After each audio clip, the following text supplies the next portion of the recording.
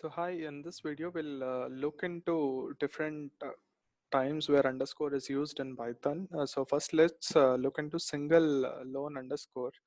It is used in three cases. When we use the interpreter, this is where it is used. For example, if I type 42 and if I type underscore, so it gives me 42. What does it mean? So it means that it will retrieve the last executed value in this ideally. So let's see by executing one more statement. So here if I'm executing all right, if underscore else this symbol. So here underscore is replaced by 42, which is treated as true, so it will take the value of all right. So and if I again fire this underscore, it will give me all right. So that is how it is used in the interpreter. That is not of much practical use. And as a name, we can see while iterating in loops, we generally see underscore in range n. So we just wanted to use it as a throwaway name when we don't want to give any specific name for our iterator. So in that case also we use underscore. And one more case where we use underscore is it is used as a function. From this package import this as underscore, so we are calling output is equal to underscore of this. So it is a function call basically made by this. So these are three times where we use the single underscore in Python. And when next, let's see where it is used before a name.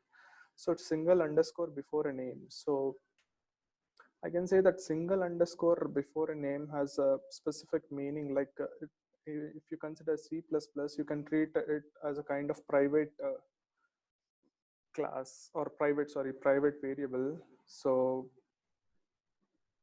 well, let me read. A single underscore before a name is used to specify that name is to be treated private by the programmer. So in the Python documentation itself, it is given as underscore spam should be treated as a non-public part of API. So outside the function, you are not supposed to call it. So that is how it is implemented. And for double underscore, so the use of double underscore in front of a name is not a convention, but it is having a special meaning.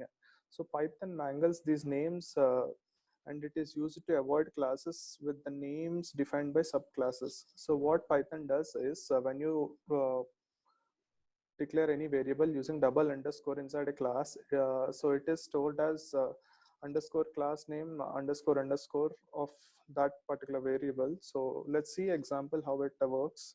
So this is a class A, and we have defined two function methods, basically internal use and method name.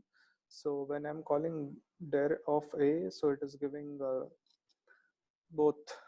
Here you can see that A is appended with the method. So when we create a child class B out of a parent class A, and we define the same method again. So we have a method with A and a method with B and another method here. So that is how double underscore is used. So it is kind of protected, you can say, wherein you can use uh, this method in the child classes. So and the last context is like a double underscore before and after the name. These are special method names used by Python. As far as one is concerned, it is just a convention. So Python system convention a way for the Python system to use that names that won't conflict with user defined names. So basically, it is just used so that these names don't conflict with user defined names. That's it. So you can override these methods in child class if you want. So similar thing is done here also. Define init, define call, and if you could see, this is a parent function defined in the parent class, and here it is overridden in three subclasses. So this is in policy agent, and this is in target net, sorry, TQN agent. Here also it is override. So this is the basic concept behind underscores which are used in Python.